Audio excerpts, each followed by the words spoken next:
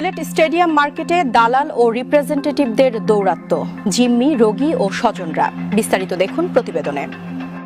সিলেট নগরীর ডাক্তারপাড়া খ্যাত stadium market এলাকায় দালাল সিন্ডিকেট, নিম্নমানের ডায়াগনস্টিক সেন্টার এবং ওষুধ কোম্পানির প্রতিনিধিদের দৌরাত্ম্য চরমে পৌঁছেছে। সংঘবদ্ধ এই চক্রের জালে পড়ে প্রতিদিন শত শত সাধারণ রোগী ও তাদের স্বজনরা আর্থিক ও মানসিকভাবে হয়রানির শিকার হচ্ছেন। বিশেষ করে দূর দূরান্তের গ্রাম থেকে আসা সরলমনা মানুষরাই এই সিন্ডিকেটের প্রধান লক্ষ্যবস্তু। সরেজমিনে স্টেডিয়াম মার্কেট এলাকা ঘুরে দেখা যায় 1.5 শতাধিক ডাক্তারের চেম্বার ও কয়েকশো ফার্মেসির এই এলাকায় প্রায় 150 সক্রিয় দালাল রয়েছে। এদের মধ্যে নারী দালালের সংখ্যাও 30 জনের কাছাকাছি।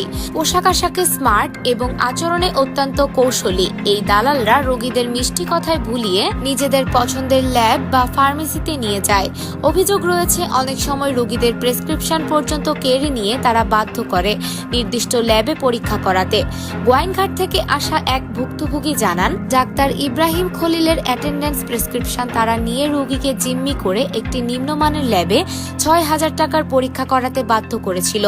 পরবর্তীতে কৌশলে সেখান থেকে বেরিয়ে অন্য একটি ভালো মানের সেন্টারে মাত্র 3,000 টাকায় সেই একই পরীক্ষা করান। ল্যাব এবং ফার্মেসিগুলো থেকে এসব দালালরা 10 থেকে শুরু করে 40% পর্যন্ত কমিশন হাতিয়ে নিচ্ছে বলে জানিয়েছেন স্থানীয় ব্যবসায়ীরা। ওষুধ কোম্পানির উপহার ও নিম্নমানের চিকিৎসা অভিযোগ উঠেছে। বড় অঙ্কের বকরা ও বিভিন্ন উপঢৌকনের বিনিময়ে অনেক চিকিৎসক নাম সর্বস্ব কোম্পানির নিম্নমানের ঔষধ প্রেসক্রিপশনে লিখছেন। ডাক্তারদের ওয়েটিং রুমে রোগীদের চেয়ে ওষুধ কোম্পানির প্রতিনিধিদের ভিড় বেশি দেখা যায়।